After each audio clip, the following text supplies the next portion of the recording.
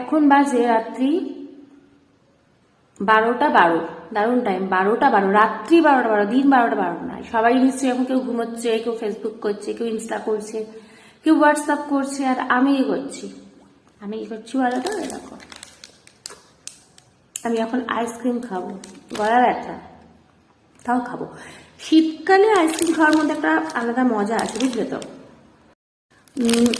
জানি গরমকালে আইসক্রিম সবাই খায়, কিন্তু শীতকালে আইসক্রিম খাওয়ার একটা মজাই আলাদা।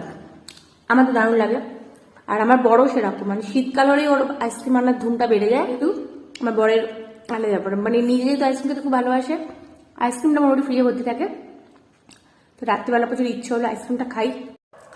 আমি এটা জানি যে এটা আমি একা নই, এরকম আমার মধ্যে অনেকেই রয়েছে যারা শীতকালে আইসক্রিম খেতে ভালোবাসে। এবার কেউ বলবে কেউ বলবে না, কিন্তু এরকম অনেক আছে, এটুকু আমি একদম জানি।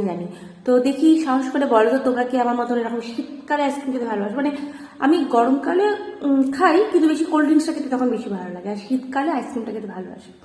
তো দেখি আমার মতন তোমরা কে কে আসো।